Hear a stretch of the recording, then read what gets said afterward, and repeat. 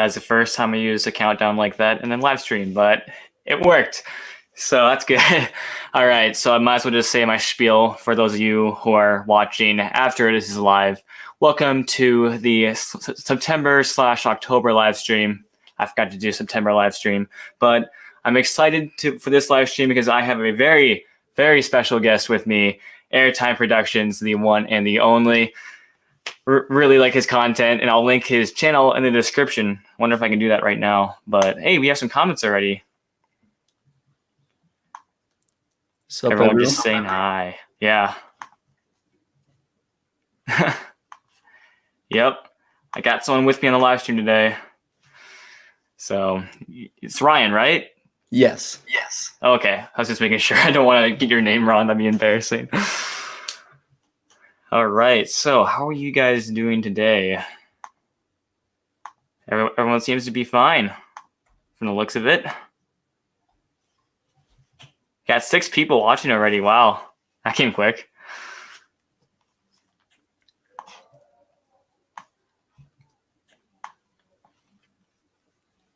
So this live stream platform is also delayed in the comments. So I don't know. Are you seeing these comments, Ryan, or is it just me? Yeah, I can see them. Oh, okay. So it works then. All right.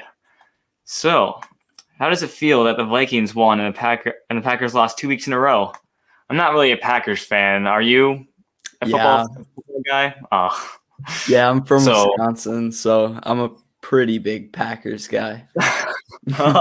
So I guess this comment was directed towards you. Yeah. Dude, losing to the Jets is just not it, though. Yeah. I don't watch football a ton, but I know a little bit about the game, and I know that the Packers, I guess, lost a few games, a couple of big games, but I don't think the Vikings are doing that well either. But I don't know. We don't talk about that, Noah says. Yeah. Imagine living in the cheese state. Ooh, you want to tell us how it feels to live in the cheese state? So, dude, we got Zip and Pippin. That's all that matters. Okay, facts. Yeah, okay. That Woody may or may not be better than Renegade this year because Renegade was pretty slow this year. So, I don't know. I think Wisconsin might have one of the best wooden coasters in the region. Dude, wow. I still gotta get out to Valley Fair. That's probably like a huge bucket list park for me. Oh, really? Yeah, it's actually kind of a good thing you didn't come like this year because if I'm being entirely honest, me going to Valley Fair for years and years, this year is probably not the best year Valley Fair's ever had in terms of how the coasters are running because Steel Venom was down pretty much all season and Renegade was kind of slow. So you kind of got, I guess next year, hopefully it's better when you come, but yeah, it was all right. Yeah, everyone knows what I'm talking about. Renegade kind of sucked this year, not going to lie. Last year was really good, though.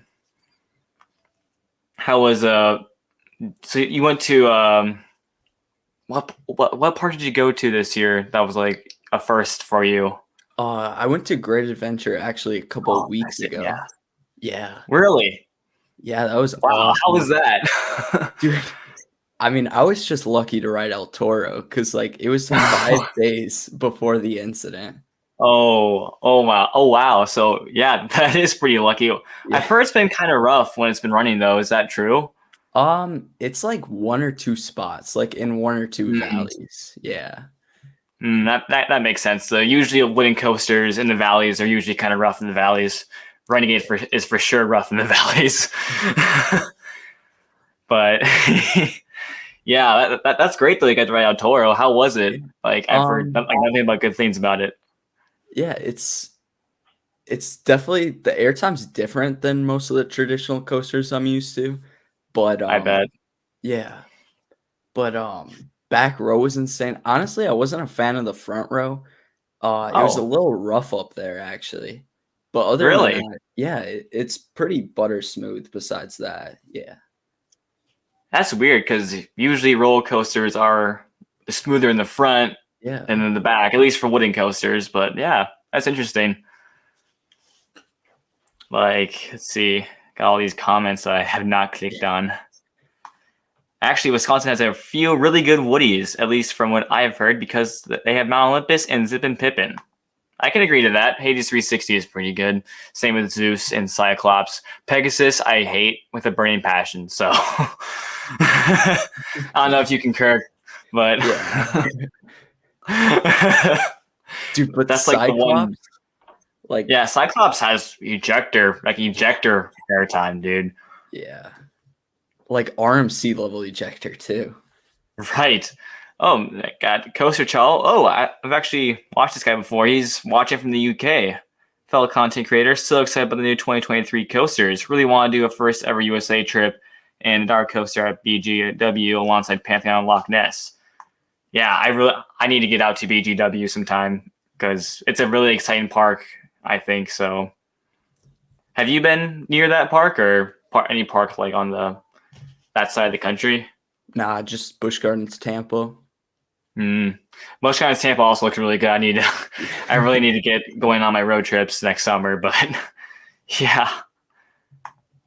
Went to Valley Fair on the last Saturday. They were open. Steel Venom was down, of course. Excalibur was down. Wild Thing was closed Wild Thing closed 40 minutes early, and Silk City was obviously closed. That does not sound like a fun time, especially on a Saturday. I don't know. So it's like Valley Fair has that Tricks and Treats event that's going on right now. Does Six Flags Great Adventure still do like a Halloween? Like, is it like the same as the years before COVID, or is it different after COVID? I'm not sure. I know Great America is having their haunt event, and they got some weird rules. Like they're doing like a bag check now at the front entrance. Yeah, I'm gonna go to my first Fright Fest this Saturday, actually. Oh, really? Yeah, that's pretty cool. I mean, I've never been to a Six Flags Fright Fest, but I've been to Valley Scare, and Valley Scare was great when it lasted, but RIP that. Yeah, I guess the 2020 screwed everything up for us because the Great Adventure was open, or no, sorry, Great America was open 2020, right? Were they closed? They were. I think they're closed. Oh, okay, yeah. I think. Oh, yeah. What park was? Oh, yeah, it was Mount Olympus. I was like the only one around here that was open. Yeah, I remember going to that park. Yeah, that's definitely when they got more popular. Yeah, for sure. Yeah, like I didn't even know that park existed until 2020. Like I was just like looking around to see what parks were open around me, and just like it was Arnold's Park and Mount Olympus. Arnold's Park's actually pretty good if you've ever been. It's like there's like barely any coasters there, but it's a really classic and very charming little park. So it's like way out like middle of nowhere though. It's kind of nuts, but it's worth the trip out, I think. But yeah, I still got to do Indiana Beach too. Like that's another small park, but they got a good collection. Oh yeah, like wooden coasters especially, dude. Like, and also they got like that SNS compact, whatever it's called, like is it Steel Hog? Is that what it's called? Yeah. Yeah, that looks pretty insane. Like, I like Gerstlauer Infinity coasters and Eurofighters, which I think I'll kind of like that SNS because it kind of looked like if Alan Schilke designed Eurofighter, to be honest. But yeah. And it also kind of looks like a Connect. It kind of looks like a Connects coaster. So I'm just like, this is like my childhood dream come true, dude. And like plus they'll have a triple loop too to complement that, which will be great. I know, right? Yeah. Yeah, it'll be safer too because it's in a much better operated park this time. Yeah. So that should be fun. Schwarzkopf loopers are so underrated in my opinion. They're so fun. Same with those arrow loopers too. No, yeah, I'm telling you, dude, those are good too. Yeah. Like something I wasn't really expecting was at Carowinds, Carolina Cyclone was actually not bad. Like it was actually really good. Like there's airtime on the first drop if you're in the back rail, and then like there's the two loops were pretty forceful. And it was actually pretty fast paced for an aero looper, so I thought it was great. How was Demon at Six Flags Great America? Dude, it is really good. Like, that first drop has some insane ejector just in the back Really? row. Yeah, it's like Maverick. Like, there's a kink in the drop midway. Yeah. I've never heard an air looper be compared to Maverick, but that's really interesting, dude. Yeah. It's a weird way of saying it. But yeah. Dude, that's awesome though. Yeah. I still make it out to Great America sometime because every year I just pass by it on my way to like Cedar Point or something like that. But yeah, I don't know. Really gotta get out there. Yeah, I think you would like Max Force the best. I love launch coasters, especially quick ones. So I would definitely be down for Max Force. It looks pretty insane. Okay, let's answer some comments real quick. I lost my place. I'm just gonna pick a random one. You guys gone to Tricks and Treats this year and opinions on it?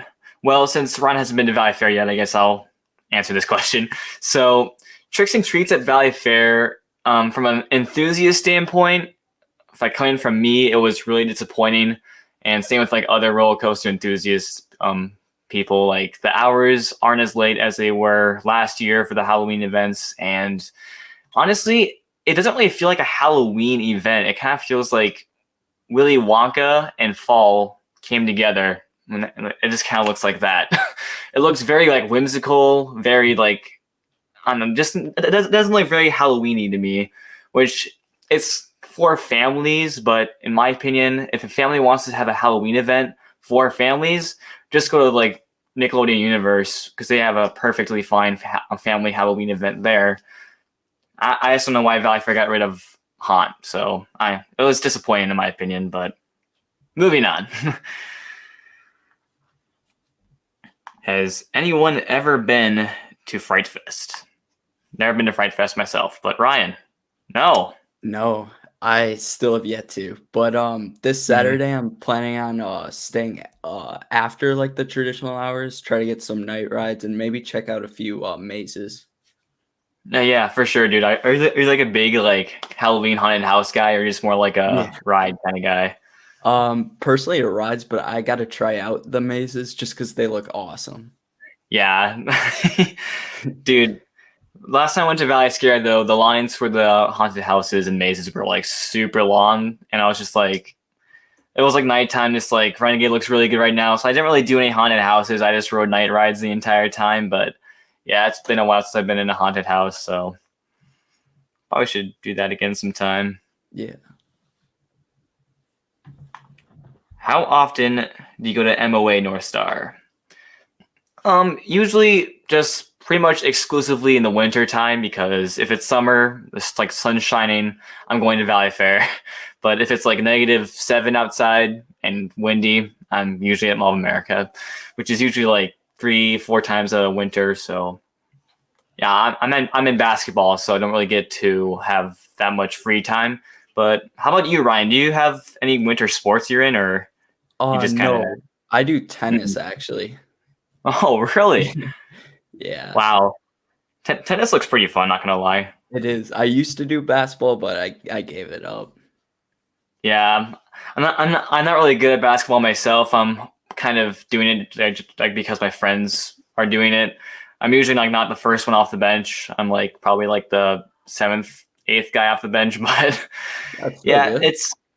yeah, I'm mainly there for my friends. I don't really like the sport of basketball myself that much, if I'm being honest. But my friends love it. They're really passionate about it. I'm just like, I support. So Yeah.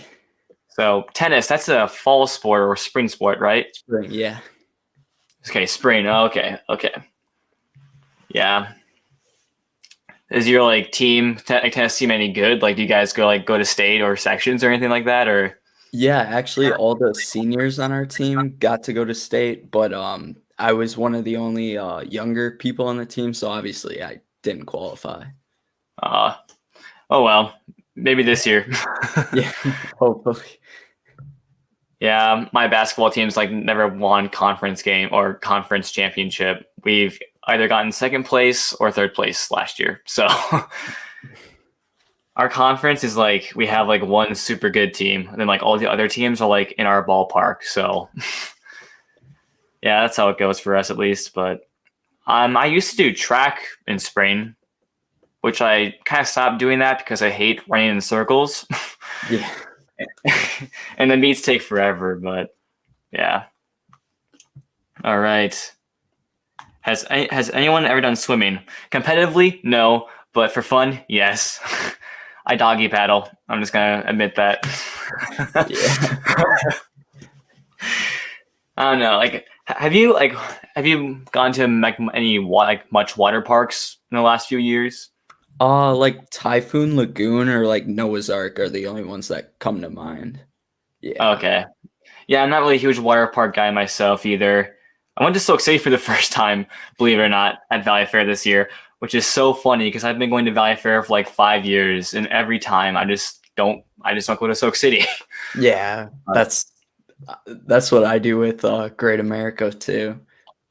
Yeah, it's kind of, I guess, like, I know some roller coaster enthusiasts like they love doing both the dry park and the water park, but I don't know. For me, I'm just like, I'm there for the rides. So, other than Valley Fair, what's like another bucket list park of yours? Probably Kings Island. I was gonna do it this year actually, but it got canceled last second. Oh, that's never fun. Yeah. Yeah, canceling trips is like the worst thing for a roller coaster enthusiast. I feel like there's no greater emotional pain, I feel like, for roller coaster enthusiasts than canceling a trip or going to an amusement park and the best ride there is closed. Oh yeah, that's what happened to me at Magic Mountain. It is not. Oh no! Oh no! Yeah. Dude, I went to Cedar Point and like the first half of the first day, like Steel Vengeance was closed for like maintenance. I was so scared that I wasn't gonna ride it. I'm like, oh, this better be open, you know? Dude, that's what Maverick did to me. It opened like very last second on my second day. Oh, dude, then you got lucky with that one. Yeah.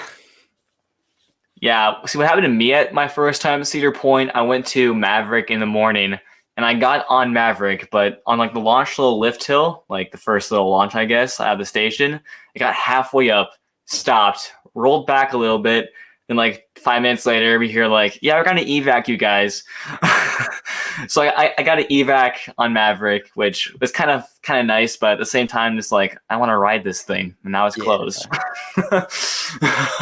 I mean, that's almost just as good though. I know. It's like I got an evac on Maverick. How often does that happen?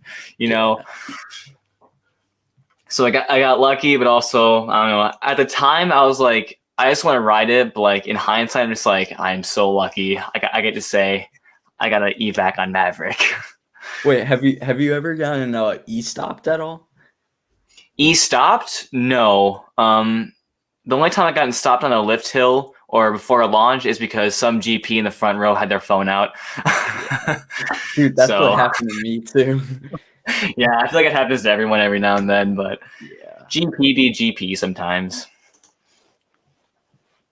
All right, we got some more comments in the chat. Are you making any Iceberg videos anytime soon? Wow, I totally forgot about those videos. See, I actually have someone I'm in contact with, I think about a few months ago. We're actually gonna redo the Cedar Fair Iceberg because he found so much more stuff than I did, and those Cedar Fair Iceberg videos were kind of experimental videos for me, and they're like weren't really the best in my opinion. So I'm kind of do like an ultimate Cedar Fair Iceberg, and it's gonna be great. So yeah, hopefully I get around to doing that soon. I went to the DreamWorks water park while in American Dream last summer, but I didn't go to Nick Universe. Wow. So you were like a water park first kind of guy, or you kind of like rides? I don't know. Maybe most of the rides are closed. He might answer those questions later though. Snoopy Man is here. What's up, Snoopy Man? All the way from Ohio. You're so lucky to have Cedar Point as your home park. Yeah, going back to the Nick Universe thing though, back when I went to New York, Shellraiser was closed, and that's the whole reason that we skipped it. Like otherwise, I probably would have done that instead of Great Adventure. Okay. So, wow. Yeah, like that's their best roller coaster was closed. I mean, yeah. I feel like that park's had like kind of been a mixed bag for like operations. Like people go there and like every single ride's like closed, and like other people go there and it's like, oh, everything's open. This park is great. I don't know. It's a really unpredictable park. Yeah. Oh yeah, he says Shellraiser was closed for him. Oh, that's got a sting, dude. Because like that's the world's steepest roller coaster right there. I mean, I've heard decent things about it. Like people say, like, oh, it has a lot of potholes, but honestly, I feel like potholes are usually like just overblown sometimes. Like Airtime Productions said about El Toro, like like what 2 potholes and they weren't really that bad. He said, yeah. People say Rougarou is rough. I do not get. I don't get that. It's not not at all. I know. See, me and Ryan have like a thing here. We like Rougarou more than the average roller coaster enthusiast. It's actually a good ride, dude. Yeah. Well, like any floorless is just like so much fun. I know, it puts a big smile on my face, and like the best part about Rougarou too is like because like all the Cedar Point fanboys hate it, like it has like no line, so like you can just marathon that thing. Like I rode it like 5 times in like 10 minutes, I think. So I know, maybe not 5 minutes, but I can't really do the math on that. But it was a very short amount of time that I got a lot of rides in. Yeah. So it's like if you're on your way to Millennium Force, just give Rougarou a try. There's usually no line for it. That's all I gotta say to my viewers. Trust me, it is not as bad as people say it is. Let's see. What is your favorite roller coaster? Personally, mine is Steel Vengeance. And Ryan, what about you? Steel Vengeance too. Okay. Yeah, that's another thing we have in common. Steel Vengeance is number 1. I don't care what people say about it. It's still number 1 for me. Yeah. Although Fury 325 actually came kind of close. Dude, that ride looks awesome. Dude, it really blew me away. Like I came in with like super high expectations and still blew me away. Like I don't know. It's definitely the best Giga. Definitely one of the best steel coasters out there for sure. My favorite B&M. Wait, so you didn't go to Kings Island yet, but you're gonna ride Orion soon next year, right? Are you planning to go to Kings Island? Yeah, maybe next year. I know I will do Phantasialand next year for sure. But yeah, dude, the B&M Giga is actually pretty good. I mean, I haven't been on Orion. Hopefully, I get on that next year. Orion actually looks probably like underrated in my opinion. Like, I don't know. It has like potential to beat out Millennium Force for me. So who knows? I guess I'll have to find out for myself. But the elements are very interesting on that one. Yeah.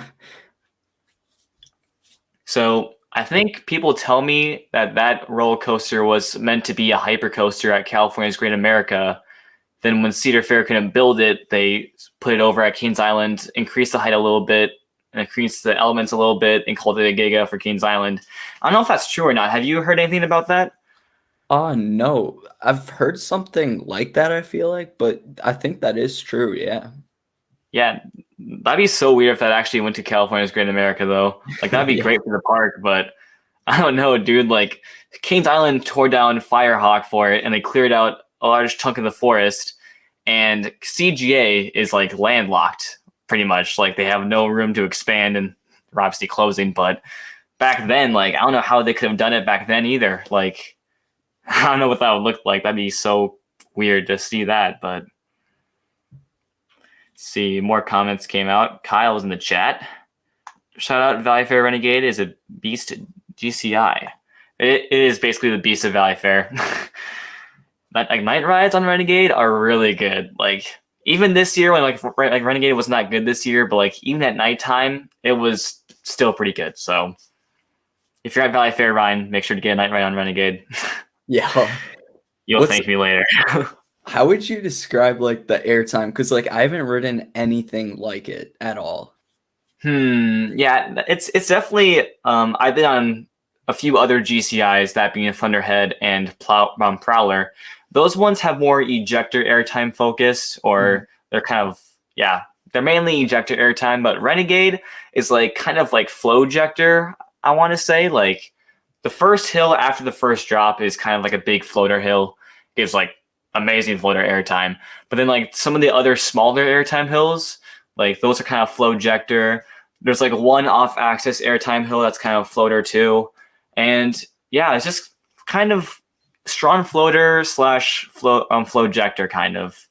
So that's Yeah. I can't really compare it to anything else really that I've been on because the airtime is like distinctively Renegade. Yeah. Dude, it just looks like a ton of fun. It is, dude. Like if you're in the back row and you're on the first drop, like it totally just like the whip you get in the back row on the first drop is really fun. So yeah, I mean, people, it has gotten a bit rough over the last years or the last few years though, which is kind of unfortunate because I mean, maybe I'm just kind of building tolerance for it, or maybe I'm kind of losing my tolerance for it. But the first valley, like after the first initial first drop, that one's like kind of like it's really rough. But like everything else is kind of like rough, but you can't really feel it because like there's you kind of like under your seat most of the time, and like the GCI trains are just so comfortable they don't really like care about it that much, I guess. But I do see why people say it's rough though. It is the first valley after the first drop is pretty bad, but I feel like that's every wooden coaster though. Let's see. I totally lost my place in the chat again.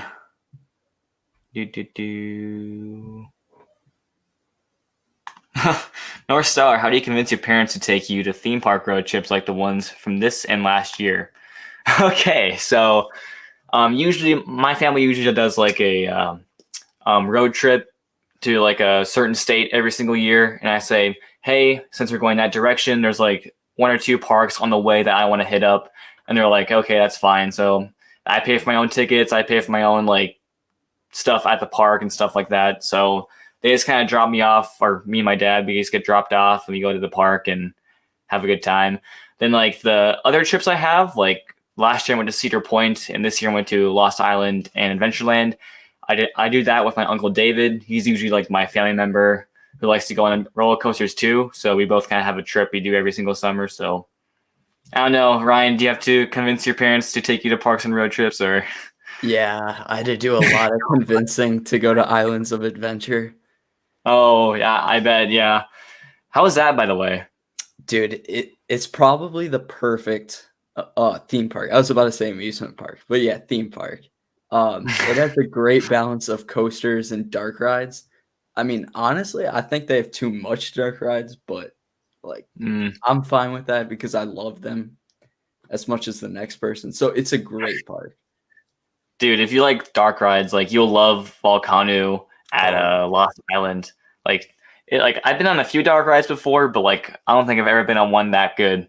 Like the 3D effects were like super like in your face, and like it was pretty fun. Yeah, I wouldn't be surprised if I actually do that park soon because my brother's going to be going to Iowa for college. Ooh, so that's a vehicle right there to go to Lost Island. Hopefully Montugani's open because it looked so good when I was there, dude. And Nupuco Air Coaster. Oh man, dude, have you been on an SLC yet? No, actually. Oh, dude, I had high hope. This was my first SLC, and like I kind of knew going in, like, okay, the track work is not going to be the best, but it has vest restraints, so it can't be that bad, right? So I get on it, and like as I predicted, the track work wasn't the greatest. But the one that really rattled me was the first inversion. Like usually when a roller coaster is rough, it's like side to side shaking, you know, like head banging. Mm-hmm. This one shook you like back and forth, like you were like literally bouncing the seat, like you're boom boom boom, like your head was just like that was a one inversion though. I'm just like I have never experienced like a roughness that much, like or at all. Cause like I'm used to like side to side shaking, but like this is like boom boom boom boom boom boom. It's like how does that happen, you know? Yeah, I know like even X-Flight has the vest restraints and that ride's actually really rough. Like I think that's up there with like Hades when it comes to roughness. Oh, really? Yeah. A wing coaster. Yeah. Wow. It's bad. So I guess B&M Ryle does exist. Yeah. I think it's just Which, the restraints though. yeah, I mean, Gatekeeper and Wild Eagle weren't really rough at all. I think like people were telling me that Wild Eagle was gonna be rough. I didn't find any roughness in Wild Eagle, so maybe I was in a good seat. On the SLC cred is Riddler Revenge at Six Flags New England. I actually really enjoyed it quite a bit. That's interesting though. I wonder if there's any other SLC like New Puko and where it just gets shook back and forth. I don't know. I haven't really heard anyone talk about it though, so that was kind of weird. So yeah, I feel like most people mention like the side to side shuffling when it comes to an SLC. yeah, and there's definitely some of that there too. Like I could feel side to side, but best restraints didn't really hurt. So I actually kind of like Vacoma's like best restraints better than B&M's. I think Vacoma does it better. Yeah, I'm serious. Like the B&M ones, like I don't know. I did Val Raven at Cedar Point, and they were fine, I think, for that ride. But like after the first drop, they kind of clamped down my thighs a little bit, and it kind of hurt for the rest of the ride. But I don't know. Yeah, dude, what are your thoughts on Maverick's restraints? I never minded them. I mean, honestly, it feels nice. It's like Jersey Devils kind of, where like you still feel like you're flying out of the seat. Like I never had a problem with them. See, me neither. But like when I first got evac on Maverick, I had my bar down way too hard, and I was like sitting there for like 10+ minutes with that on my thighs, and just like, this hurts. So that kind of had a bad taste in my mouth, but once I rode it, it was great. But let's see, we've got some more comments. Thoughts on a wild thing? Is it a mild thing? Okay, so I'm actually you see, unlike most roller coaster enthusiasts, I kind of like Wild Thing a little bit more than them because it's just kind of it's more nostalgic for me, you know. Like that was my first, that was a roller coaster that made me a roller coaster enthusiast, so I kind of love it for that reason. But honestly, like when it's like in a later part of the season during nighttime, Wild Thing's actually pretty good. Like the last time I rode Wild Thing was at night. It was kind of cold outside, but not super cold, and it was like towards the end of the season, and airtime was great on the bunny hills. Like, yeah, the mid course kind of sucks, but there was still some good floater on the bunny hills, and the second helix in the figure eight actually had like a little bit of G-force on it. So Wild Thing has potential to be good, just like most of the time it's not. So how's Raging Bull at Great America? Like I've heard people say it's the worst B&M hyper, but I prefer it to Nitro, but I still think really? Yeah, I still think Mako's better though. Oh yeah, for sure. Mako looks like the best B&M hyper. Yeah, it's got really powerful air, but then like after like the 2 to 3 elements, it's kind of bland. I will say that. Okay, but yeah, I've only been on one B&M hyper. That's Intimidator. When that was pretty fun. But yeah, I remember seeing your review. Yeah. Yeah, dude, I had no idea why I did that review. Like, I was thinking like, okay, what roller coaster should I review? I'm just like, I don't know why I'm thinking this, but how about Intimidator? I'm feeling like just a random roller coaster, you know. I'm like, I guess I kind of have to get better at my roller coaster reviews because like I have so many roller coasters that are really good that I have to review. But like, I don't know, sometimes it's just kind of fun to like review like the most oddball roller coasters in my credit lineup. Like, it's like roller coasters like no one really talks about, you know, just yeah, I don't know. Your Pepsi Orange Streak video was awesome. Like, I just love the skits. Like, that stuff's awesome. Yeah, dude, those are like equally as fun to do as they are to like watch because like some skits I have my friends join in on them and like those are just so fun. Like I need to post some like blooper reels because like those are hilarious. But dude, I like your reviews too, dude. Like the cinematics are amazing. Like I don't know how you do it, but I'm learning, I guess. But you're kind of like my person I look up to in terms of cinematic roller coaster content. So Just as good as OK coasters. No, not that good. He's no, dude, like actually it's up there for me. Extreme Thrills is also like a YouTuber I don't think people mention when it comes to cinematics. Yeah, dude. Like kind of like I said in a video of yours, like I commented, like I just don't feel comfortable bringing like a super expensive camera into an amusement park.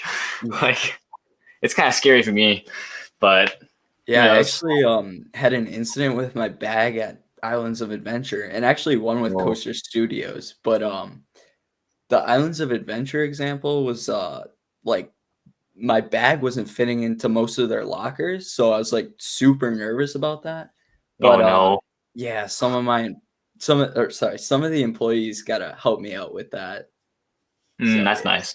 Yeah, they're really nice over there. So like, how many lenses do you pack? Just two.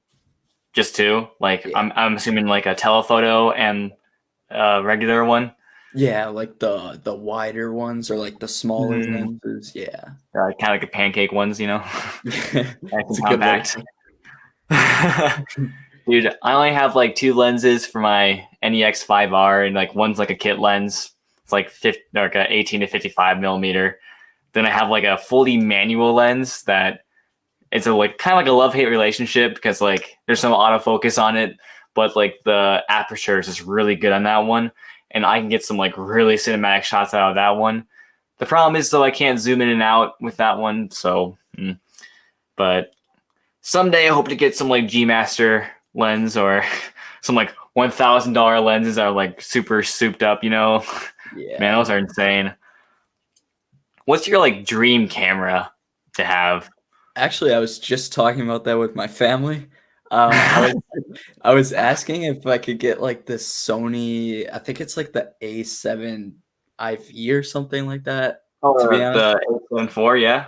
Or yeah, right. And they said no, obviously, because it's like $2,000. Yeah. So you want like a full frame sensor? Yeah, those would be nice, dude. I don't know. I guess that's kind of like I want to work. Sorry, the next camera I want to get is a ZVE or no, yeah, a Sony ZVE10 as like a mirrorless camera for like YouTube and like cinematics and stuff like that. But my dream camera is like a Sony FX30. I don't know if you heard anything about that one, but like that's like a cinema line camera right there, and it's like the same price as like a A7 IV, I think. So kind of have to make a big choice then, but yeah, it looks insane, dude. Though, like those cameras get like, I feel like we've gotten to a point where like cameras are so good with like autofocus and stuff like that it's really hard to go back to manual focus. Yeah, especially those Sony cameras, though. Yeah, like I feel like Sony and Canon are like the best video stuff. I never used a Canon for video, but I guess the chat here is getting kind of boring of the camera talk. Yeah, I just saw that. Yeah, I'm just like, I'm getting a little off track here. I'm sorry, guys, but yeah, I looked at the time and I was like, wow, we just talked about that for like 5 minutes. Oh, I totally lost track of time. All right. Okay, so I see like a lot of people asking about the water park at Mall of America. It was announced in March. Was it announced? I never heard anything about announcing it. But yeah, like I actually got a backstage tour of Mall of America for an ACE event, and they were telling us about the water park that's coming in. It's like in the front parking lot, like just a normal parking lot in the front that's like barely been used. They're clearing space in there. It's supposed to, I think it's going to be like the largest North America, I think. So it was kind of funny because they're open to questions, and someone asked if they're going to have a water coaster there, and they said no, which I'm a little sad about, but oh well. Hopefully the rest of the slides look pretty good. But I saw the theme for the water park, and like no spoilers or anything, but it looks pretty good. Like it really complements the mall really nice, and I think it's gonna be a smash hit. But one thing that I thought was weird about like the renderings they showed us was that I think I saw a flat ride in there for some reason. Like I don't know if it was like just like a small pool for kids, but like it kind of looked like a flat ride a little bit. And it's like, what's that there for? Yeah. Which that was weird, but yeah, it looks pretty good. And I think they said that we asked like when it's gonna be built, and they said that COVID set them back a few years. So I think soon they should like start building it, or they like should like announce it and like start construction and stuff like that.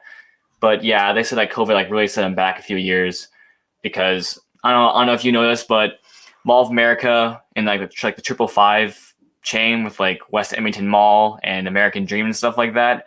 Mall of America is kind of like carrying the team a little bit because during COVID they're like the most profitable location because I don't know. I think American Dream's kind of struggling a little bit, and West Edmonton Mall. I don't know what's up with that one, but Mall of America is kind of like the leading one in the chain. So hopefully that yields some investments, which they've been investing a lot recently. But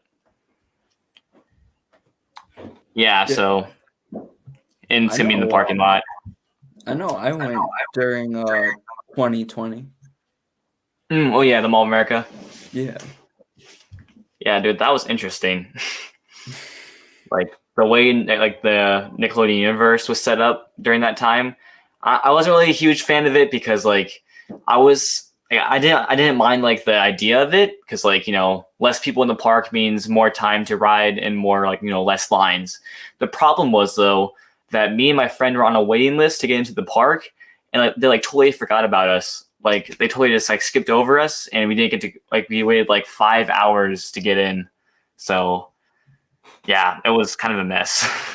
Jeez. I know. And you were pretty lucky that Avatar Airbender was open that year because most of the time it was closed. Yeah. No, I know. Once I saw it running, I'm like, no way this is happening. I'm like, I bolted over there. Yeah, dude.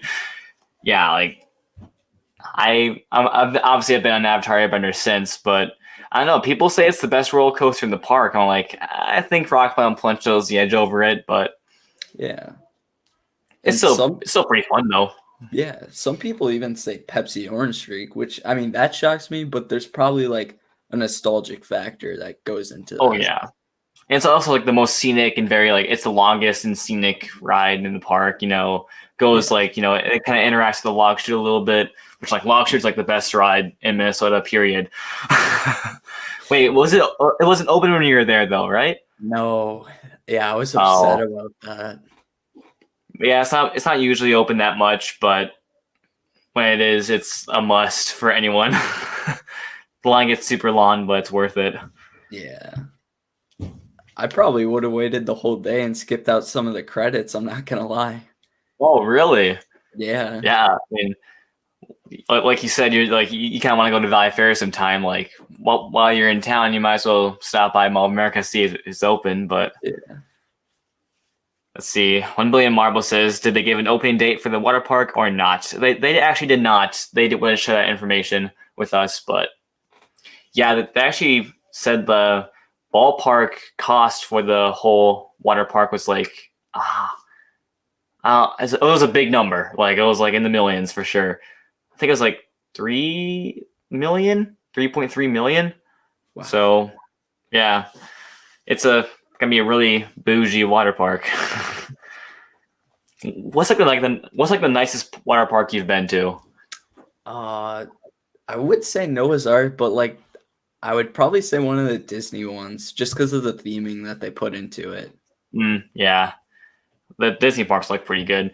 From a roller coaster enthusiast standpoint, though, like the Disney parks were like a place I would go once for the experience, but I wouldn't really go there again because it's kind of expensive. And if I had a choice between going to Disneyland or Cedar Point, I'd go to Cedar Point. But yeah.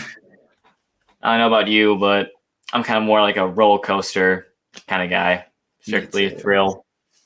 I can appreciate some good theming though.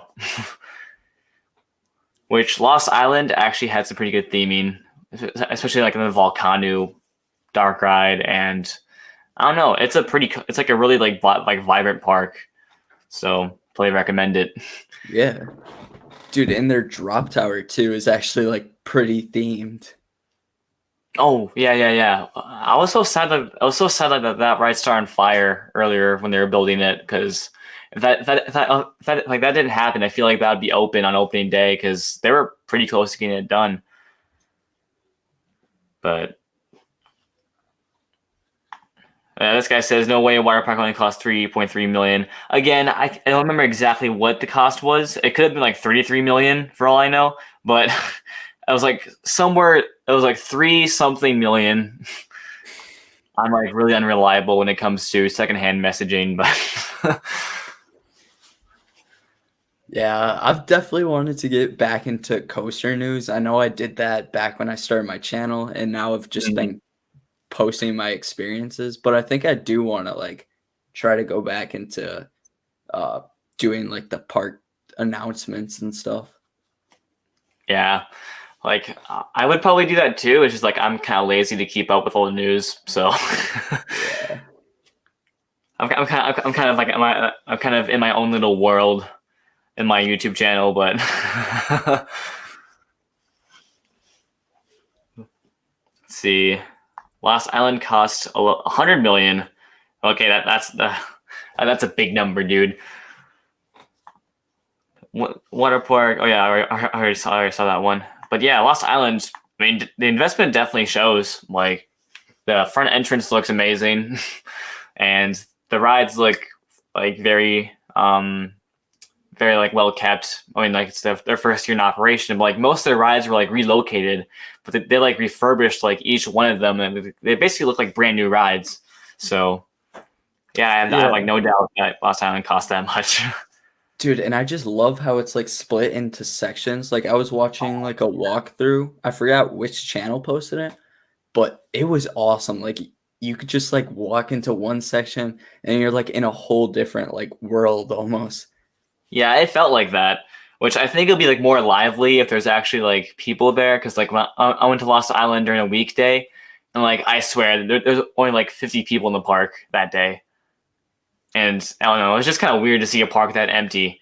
But yeah, like you said, like it's basically like traveling between worlds. Like everyone's like super distinct, like different color palettes, obviously different theming and stuff like that, and it's very pleasing to the eye. Yeah. It looks very beautiful.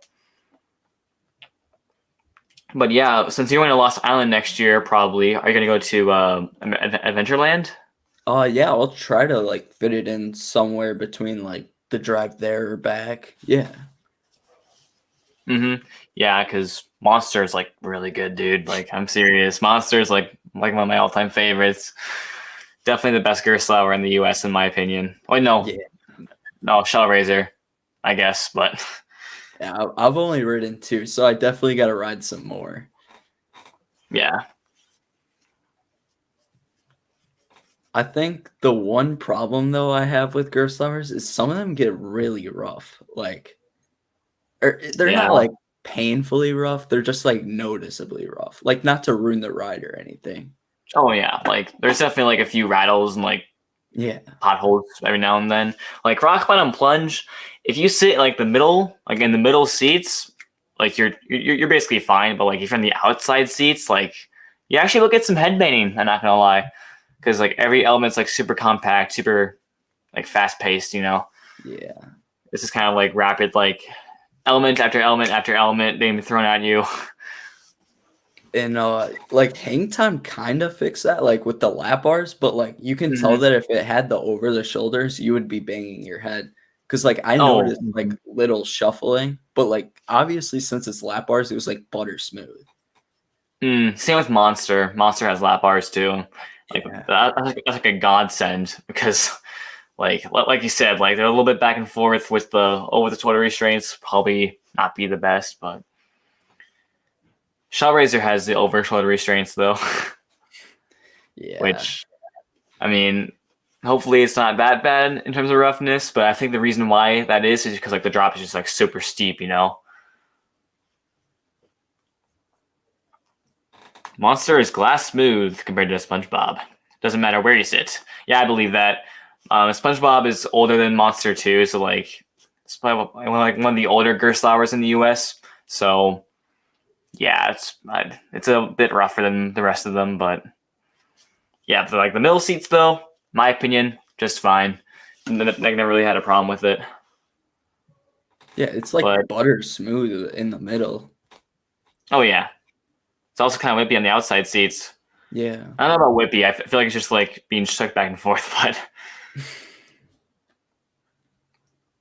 oh, so this guy just caught up. Said what there said they were renderings. What kind of slides did they have? I think there's definitely a few tube slides in there. Like it's kind of hard to make out on a rendering like what specific slides are because like a lot of slides are either open or closed, you know. So like like some of them are bigger. So I assume like those would be like the tube slides.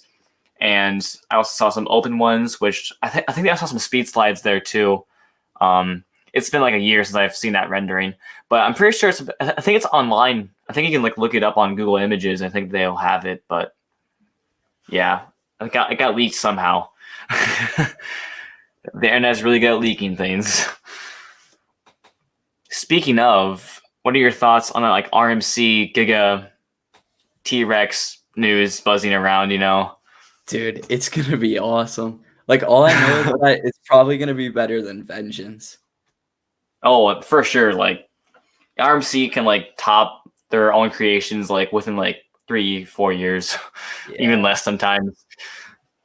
So do you think it's yeah, gonna I'm see what happens. Oh, sorry. Do you No, think go it's ahead. gonna be a Raptor or a hybrid? That's kind of hard. I feel like if you're going that high, I feel like a wooden structure would be kind of problematic. So I think it's going to be like a Raptor or T-Rex, whatever it's called, or Yeah. what, like maybe it'll be a T-Rex model, the fabled T-Rex model. Who knows? Well, But dude, and I mean, just look at Steel Vengeance. Like you can see like on the inversions, like the wood structure shuffling. oh yeah, I saw that. Yeah. Like that can't be healthy. Yeah. But yeah, dude, it's gonna be interesting. Like, I'm more interested in like what park's going to build this house this roller coaster to begin with. That'll be interesting to find out. I feel like it's going to be like a Busch Gardens or SeaWorld park, though. Yeah. They kind of jumped the gun with the big investments,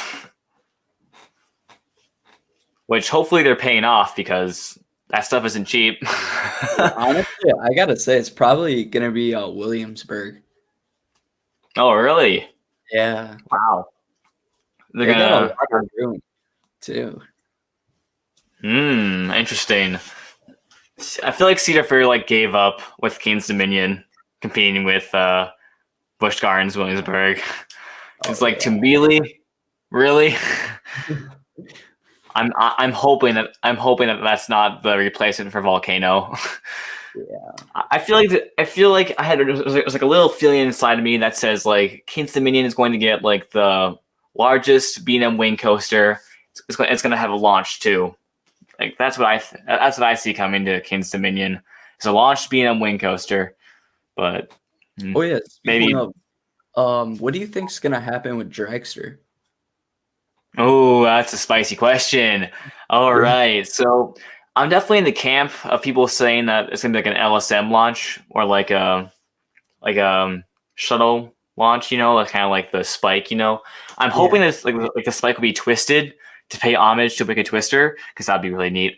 But maybe they'll go for like the tallest roller coaster because like the Spike's gonna be like 500 feet or whatever.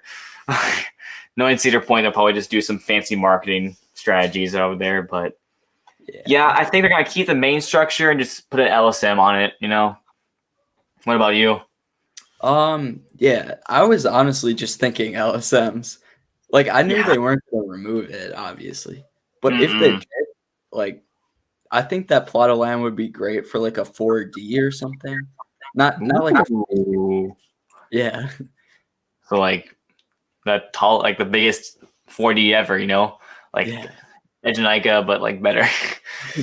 Because they did say that they were gonna build something that would top Steel Vengeance in the upcoming years. That's true. Which is always interesting because like the next roller coaster they built was like Wild Mouse, but but yeah, I don't know, dude. Like Cedar Point always be super weird about that stuff because that one time, like I think it was Ride Entertainment, so that there's like a record-breaking Gerstlauer coming to the U.S. and like everyone immediately said like, oh, it's gonna be like the largest or like the most inverting coaster in the world for Cedar Point, but that didn't happen, unfortunately. Yeah. And I don't know, like the whole RMC T-Rex thing too. Like people always predict that Cedar Point's going to get an RMC T-Rex for 500 feet, which is really interesting. But yeah, I'm definitely hoping like Dragster will have an LSM with like a twisted spike. I think that'd be great for Dragster, and definitely like more reliable too. I think so. Wait, did you go to Cedar Point like while Dragster was still up, or? So actually, what happened is the day after my visit, it opened. Oh, oh no! Oh, that's so sad. Dude, and same thing with Gatekeeper. Like the second I was walking out the gate, it was testing because the chain snap thing. Oh yeah, I And remember that. yeah, so that was 2 rides that just teased me on that visit. Oh, dude. So you got like a Twister though, right? Yeah, I gotta ride that. Yeah. Okay, so at least got some defunct credits of yours. Let's see. My other defunct credit is Dragon at Adventureland, which I don't miss it at all. It was one of the worst roller coasters I've ever been on. Yeah. I can't really describe how bumpy it was. How It was would shaky you too. compare Wicked Twister to Steel Venom? Honestly, I like Steel Venom more than Wicked Twister. I mean, like Wicked Twister was taller and faster and had like the backwards like twisted spike, which was really cool. But I do kind of prefer like the hold break on Steel Venom a little bit more because of that like weird sensation of going forward then back. You know, it's just yeah, it's just a really weird feeling I can't really describe. But like also since like Steel Venom's like more compact, like the pullouts on the spikes are tighter, so you get more positive G's as opposed to like a Twister where it was kind of more drawn out a little bit, so you didn't get as much positive G's on that one. So yeah, I definitely think Steel Venom was a better roller coaster, and obviously like vertical velocity at a Six Flags Great America. It's kind of like the same thing almost with like no hold break, unfortunately, but Yeah. impulses are fun though. Dude, for real. It's honestly like kind of underrated in my opinion. Like they have good launches and the spikes are pretty fun, you know? Yeah, when I go to Great America, that and Batman are the 2 rides I prioritize because they don't get lines and they're just like underrated to me. Like there's something about them that I just like that other people don't see. Yeah. Dude, Batman clones are super intense too. I love them. Yes. Yeah. I don't know if you've been on like have you been on like any other B&M inverts besides Batman clones or Yeah, I've been on Raptor, Montu, and Silver Bullet. Raptor, yeah. And Montu. Yeah. How was Montu, by the way? I feel like that's like the best of the best, you know? Yeah, this is gonna be a really hot take, by the way, but I think the Great America Batman is whippier than Montu. But that doesn't mean really? Yeah, but that doesn't mean it's better, but oh, okay. Yeah. I was gonna say Montu has like those like really cool looking trenches with all the stuff, so yeah. And Silver Bullet it's amazing. It's too drawn out for me. Yeah. Yeah, I kind of the same thing with like Patriot at Worlds of Fun. It's a fun ride. Like it's buttery smooth. It's super fun. Puts a big smile on my face. But like comparing it to like Raptor or a Batman clone, like or even Afterburn for that matter. Like Afterburn was like super intense, but Patriot was like really drawn out. Like didn't really pull any forces. It was kind of like it was just fun. That's all I can really say about it. Oh yeah, what'd you think of Afterburn? Honestly, it's probably like the most intense B&M invert I've ever been on. Yeah. Like I don't know if like I was like dehydrated or something. I almost blacked out on a few inversions, but it was probably like a mixture of the intensity and me being a little bit dehydrated. But yeah, dude, it's fun. Like everything's like super whippy. Yeah, totally recommend it. Dude, Carowinds honestly, is great, man. It looks better than Montu, I have to say. Oh, really? Yeah. Afterburn. the most underrated B&M invert, which I do think is probably like a good way of saying it. Like no one talks about it, I feel like. So Yeah. Dude, Maverick and Copperhead Strike have like some similarities, but at the same time, like the launches are totally different. Like Copperhead Strike is like a push on a launch. Yeah. Like it's just, and then Maverick tries to kill you on that second launch. oh yeah, dude, tell me about it. Oh wow, dude, that's like the best launch coaster I've ever been on. I think. Yeah, It's so probably fun. me too. Yeah, it's kind of hard to top that one. Yeah. Which I mean, if Dragster gets the LSMs, I wonder how much like how crazy that would be. Because like I don't know, LSMs have gotten better as technology has progressed, but I don't know, LSMs still kind of feel like a little bit weaker to compared to like hydraulics, obviously. But like I feel like LIMs are like a little bit more powerful than LSMs still. Like Steel Venom has a good launch, but I feel like Volcano at Kane's Dominion had like a really like peppy launch, you know. Yeah. But LSMs are still pretty good though. Yeah, like Velocicoasters were kind of kicky. I mean, they Oh weren't really? like, yeah, they're not like King to Car or anything, but Oh no, but or Max Force. yeah, or Max Force. See, how reliable are like the air compressed air launches? Because never really seen them. Like, besides Max Force, never really seen any of them being built. Yeah, it's like day to day for reliability. Like some days it doesn't close at all, and then other days it like closes for the week. Interesting. Yeah. Valley Fair's SNS rides are kind of they're old. Like Power Tower, like I think an operator told me that if all three towers like drop at the same time, like there'd be like a power outage at Valley Fair or something like that. It's like it's crazy, dude. Like Extreme Swing, like this entire season it had like only one swing operating because like the other one has some broken part. And I guess Valley Fair hasn't ordered like a new one yet, but yeah, that was a nightmare because like you basically just like took the capacity of Extreme Swing and cut it in half. Yeah. I think the Cedar Fair change just isn't giving that park enough attention. They're not, honestly. Like I can tell you firsthand, but like Cedar Fair like gives like a little bit of money to Valley Fair, but like usually like that money is like just enough to like just like run the park for the entire year. They can't really spend any more money on like improvements or anything else. So they kind of treat Valley Fair a little bit poorly, I would say. Yeah, I've heard that Michigan's Adventure apparently gets more attendance, which that just seems absurd. Like I don't believe that.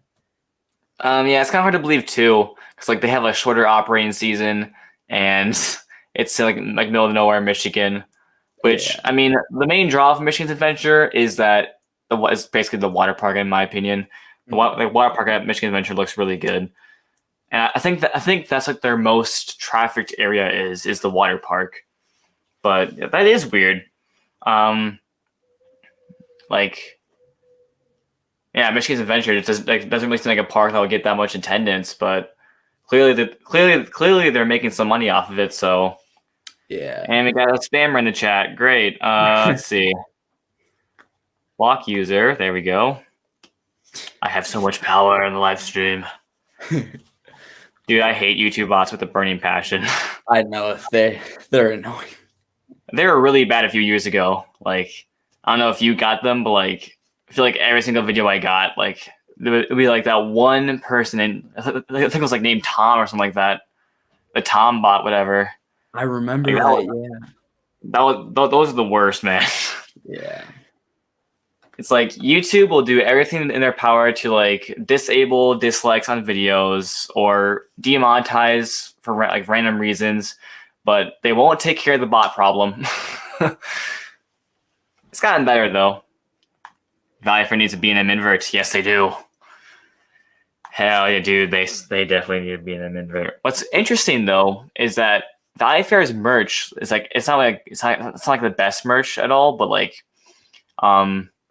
what was interesting that this year, like I saw a T-shirt of Valley Fair's skyline, and they have like a it kind of looks like a B&M invert loop in it. I'm just like, that's kind of weird. It's kind of like just recycling like Worlds of Fun's like skyline, or what are they doing here? And I don't know, because I think this is like also like it's like almost like speculation, but I feel like Valley Fair like plans their merchandise a couple years in advance. So like, what if we were supposed to get the B&M invert this year, but because of COVID, everything got backed up and the project was like delayed or canceled even. It's like, what if, you know? If only I knew all the answers, but that's kind of interesting though. Wait, do they not have a B&M Oh in there? no, not, No? for some reason Valley Fair has like never gotten a B&M, which is just really Wow. weird. Someone did tell me that back in 2000, like the early 2000s, like after Steel Venom opened, oh no, before Steel Venom opened, Valley Fair was supposed to get a B&M invert instead of Steel Venom, but because Top Throw Dragster was over budget, they had to give Valley Fair a smaller, cheaper Intimate Impulse. So we missed our chance there. Then Cedar Fair was going to build Patriot at Valley Fair, but for whatever reason, I think it was Dick Kinzel who said he wanted like a more family friendly roller coaster for Valley Fair. So they built Renegade, which I can tell you, Renegade is not family friendly. I You feel like guys Patriot won on more. that, yeah. Yeah, honestly, I mean, I would definitely take Renegade over being an invert every single day, especially Patriot. But I don't know. I don't know, dude. It also Cedar Fair bought the Paramount Park, so they had to put all their money into those parks before investing in the smaller parks. So yeah, just Valley Fair's just been like a really weird cycle of getting roller coasters. You know, like Wild Thing was actually supposed to be built at Dorney Park, but Dorney Park didn't get the permits fast enough, so they like at the last minute like moved the project over to Valley Fair, and it was built at Valley Fair instead, which be kind of strange to see like Steel Force be built at Valley Fair instead of Wild Thing, but oh well. Yeah. Oh man, this stream's gone on for over an hour now. Yeah. Totally lost track of time. Okay, what roller coaster does Six Flags Great Adventure need the most, in your opinion? That's tough. They gotta improve after the top 4. There's really like nothing good besides Medusa. Yeah. Okay. So maybe I don't know. They could use something like Magic Mountain's West Coast Racers. Like that ride was awesome. Not a lot of people I can definitely see that now. Yeah. And it's definitely like a GP magnet too, so. Definitely. Maybe a dive coaster, kind of like the Cliffhanger. Oh yeah, true. It's like a bigger version of Cliffhanger, you know? Maybe even a steeper drop. I don't know. I don't know how far B&M's like willing to go on the steepness of the drop. I'm just glad they like added that. Oh, sorry, you can talk. I feel like Six Flags Fiesta Texas was like building the BM dive coaster, and they're like asking B&M, any chance you can make it like just 5 degrees steeper so we can say we have the steepest dive coaster in the world? And B&M's like, sure.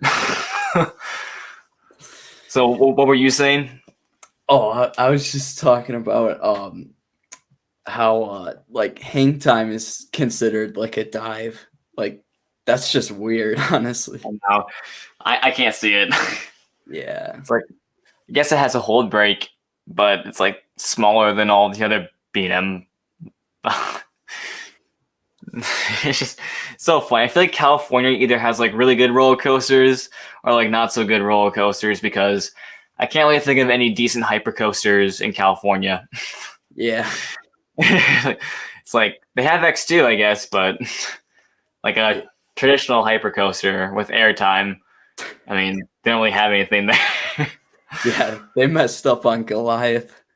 Oh, dude. Such like a waste of space right there. Yeah.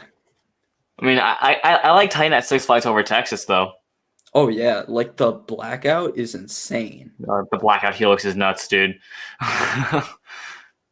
Every single time I blacked out. Yeah. It's kind of hard not to black out, like even with the trim bakes on. Yeah, like you get to try like you're the best in your power, not to black out. Yeah. Mad Coaster says, "Do you use like No Limits too?" I haven't recently. I used to a lot. If you look on the older videos on my channel, which I do not recommend because they're not really good videos, but I used to be like a big like No Limits 2 kind of guy. But I don't know. I've never really been like the best at No Limits 2. Like I can do like a simple out and back roller coaster. That's pretty much it. How about you? Oh yeah, I play Ultimate Coaster too. Hey yo, me too. Yeah, it's addicting. It is addicting. Like if I'm like on a car trip somewhere, like on the bus or something like that, like I'll just like whip up, have like my phone out, build a roller coaster real quick, and like I'm like either in two moods. Like my first mood's like how realistic can I make this roller coaster, and my other mood's like how crazy unrealistic can I make this roller coaster. Like if this roller coaster was built, will it kill someone? Yeah. Dude, like that's what I do. Like after the first drop, I just go straight into like this like Maverick camel bag that like checks you out. Or like I like how tight can I make this helix? Like an upward helix. Like how tight can I make this? Oh man. I feel like the speed physics on that roller coaster simulator though are a little bit off because like I've seen like people try to make like Steel Vengeance in Ultimate Coaster 2, and they build like everything to scale. Like every single hill is like the exact same height as the real Steel Vengeance, but it just kind of looks slower in that game for some reason. Yeah. I don't know if it's just real life makes it look better, but Matt's Coaster says make a coaster science video with 21st century humor because why not? I was actually kind of thinking about that, like kind of like roller coaster industry slander, and then also like roller coaster enthusiast slander, like making fun of like Cedar Point fanboys or like just like I don't know. Someday maybe if I'm like really bored, I'm like in a really funky mood today, I'm gonna make a slander video. Yeah, I should probably start doing more like comedy stuff. Like I'm trying to like branch out into more like a well-rounded channel and less of like um I don't know, like I post my experience, so like less of that. Yeah, comedy is definitely kind of hard to get into though, because I don't know, it's like it takes like a little bit more time to make scripts and also plan ahead for videos and stuff like that. I don't know. Just I try to kind of connect all my videos together in some sort of way, like either it's like a Pepsi Orange reference or like I have some returning skit members on the skits, whatever. But yeah, I haven't really like done a skit with my friends in a long time, mostly because we're all busy with like sports and homework and stuff like that. But yeah, hopefully I get around to doing that. I'm just gonna announce this right now. I'm kind of thinking of doing like a Halloween special, like for my monster review. So like a Halloween/monster review, kind of, So who knows how that will go, but I'm working on it. Yeah, dude, that would set up some really good skits. Mm-hmm. Yeah, I would have a few stuff in mind I'm not gonna share right now, but there's a few stuff I'm just like, oh, that'd be kind of nice. Yeah. Yeah, but your skits definitely set you apart when it comes to like the other coaster YouTubers on the platform.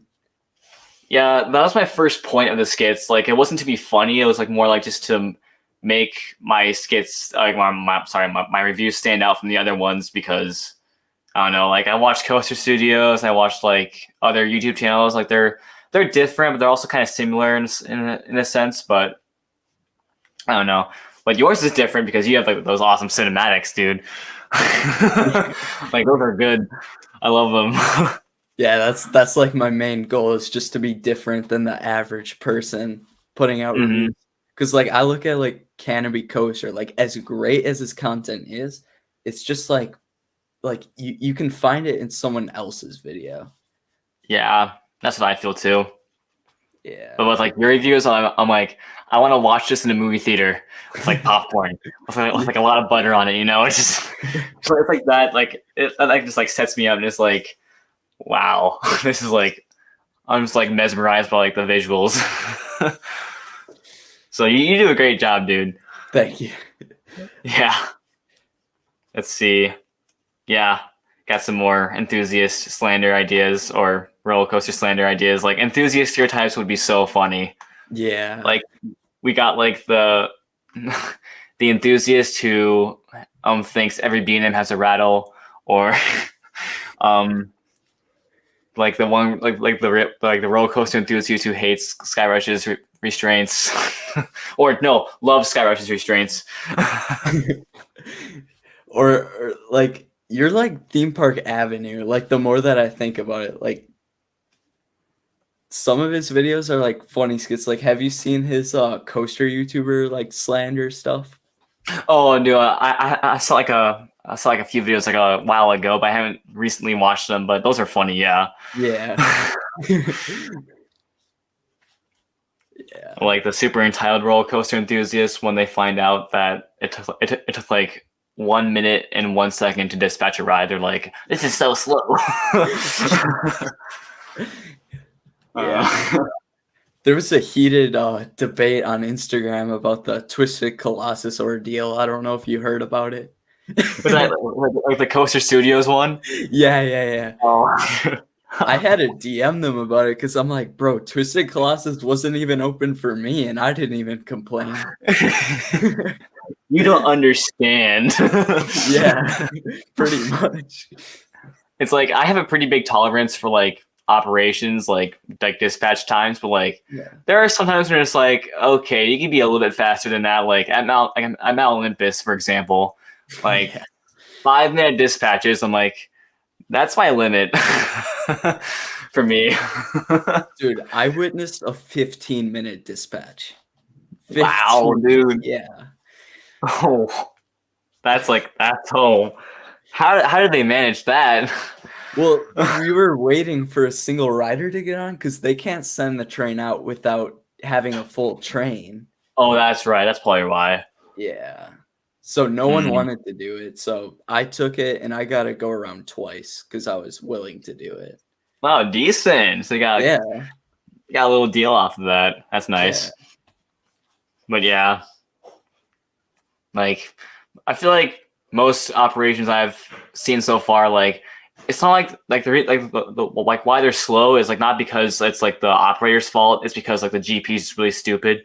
Like I went to Worlds of Fun, and on Prowler, this like lady was trying to bring her purse onto the ride. I'm just like, what do you think? What do you think's gonna happen? Like, what do you think they're gonna say? It's like, why? Yeah. Dude, that's like whenever I bring my camera bag, I feel so self-conscious. I'm like in my head, I'm like, sorry to everyone else waiting in line. So like I try to be as quick as possible. I like run to the other side and try to get it in quick. Me too. Like I try to like make the operators like lives a little bit easier. Like if I'm like doing like a roller coaster by myself, you know, like there's like no one else in the seat right next to me. I pull on the restraint for them, you know, and have the seatbelt, make sure they can see the seatbelts fastened and stuff like that, you know. Put my arms up when they come by. And I've actually gotten compliments from a few operators. Like they're like, "Man, why can't every guest just be like you?" I'm just like, "Oh, thank you." Yeah. I just feel so bad for them sometimes. Yeah. Dude, they definitely have a hard job. I know. It's like they don't get enough attention, you know. Like it's harder than it looks, you know, being a ride operator. Yeah. Which I can. Sorry. No, you're good. You go ahead. I just think the long hours of it would be like the worst part, though. Like on your feet constantly. Yeah. Like dealing with guests who want to bring their phone on the ride, and you have to say no. Yeah. I was kind of a ride operator this past summer because I worked at like a really small like go-kart / like bumper boat park, or like mini golf, you know. Yeah. And the hardest part about operating go-karts was trying to tell like a larger person on the ride that they can't fit into the seatbelt. I'm like, how do I word this in a non-offensive way? Like, I'm just like, I don't want to offend them. It's just like, that's so hard to say it sometimes. Yeah, it's like I can't send a go-kart out with like a person that can't be seat buckled, you know. So like, I feel like that's like the hardest part of my job. And I know that's what actually motivated me to go on a weight loss. Like, I was at Great America last year, and I was just like, I was a bit chubbier back then, and I was like, dude, seriously, if I happen to get like chubbier, then like I'm not even gonna like ride most of these coasters. So then this year I lost like a ton of weight, and like I got a lot of compliments on it, and it just feels nice because I've noticed like it's just way easier to like get in and out of trains, like Skyrocket 2s, for example. Yeah. That's good for you though. Like, I personally I haven't like struggled with that because I have a super high metabolism, like a little too high metabolism. But yeah, I've never really had to go through that. But I think I did some research. I do think like one of the top reasons why people in America do like weight loss programs is because they can't fit on roller coasters. So I thought that was interesting. Because like when you go to the amusement park and you can't really fit in the rides, like you just kind of feel like you can't really do anything, you know, which is kind of sad. Like I would hate to be in a position like that. Yeah, I've seen it so many times at Great America. Yeah, but it's also kind of like the time period those roller coasters were built. You know, like back in the day, like the restraints were like super tight because they didn't even need to accommodate for people like that. But like, you know, times change, you know, and stuff like that. Like the industry's kind of like adapted to that too a little bit. Like the lap bars on Gerstlauer and Infinity coasters, like they're better than over the shoulder restraints because I mean I've never seen like anyone struggle with those, you know. Yeah. But and kiddie coasters for me are really hard to fit in because I'm 6'2" and I have really long legs. So, dude, you're taller than me. I'm like 6 foot. I have a really hard time fitting in the Pepsi Orange Streak, even, you know. Yeah, I've noticed that. Yeah, and I was like, Pepsi Orange Streak is tiny. Yeah, dude, the ride operators had to help me squeeze in because my legs were like just like cramped in there. Oh, dude, imagine being like 6'6" or like 6'7" even trying to fit in that roller coaster. You're probably couldn't do it. Yeah. But yeah, like I went to go on Cedar Point. I went on like Woodstock Express. Like that was really hard to fit in. Like I feel like those are even smaller than Pepsi Orange Streaks trains. So smaller? Wow. Oh yeah, they were smaller, dude. Yeah, the Skyrocket 2s probably are smaller also. Oh really? Yeah. Because like they're like sometimes we're like I'm going on a roller coaster, like the lap bar can fit, but like my like knees are like up here, you know, like it's like this, and like it's so uncomfortable to sit in because like it feels like yeah, it's just so bad, and like there's like no padding on the seats whatsoever. Yeah. So like it's like super uncomfortable. I can like bleach your butt every single time I go on Pepsi Orange Streak. It's bad. Yeah. I had to like cross my legs to get on Runaway Mine Train at a Great Adventure, and then there's like a yeet hill on it, kind of like Zip and Pippin, that I didn't know was there, and my legs were in pain. Dude, Magnum XL 200. You really gotta have it. Like you gotta have like room on it, like a little bit of room in your lap bar, because like otherwise, like say goodbye to your thighs. Like, yeah.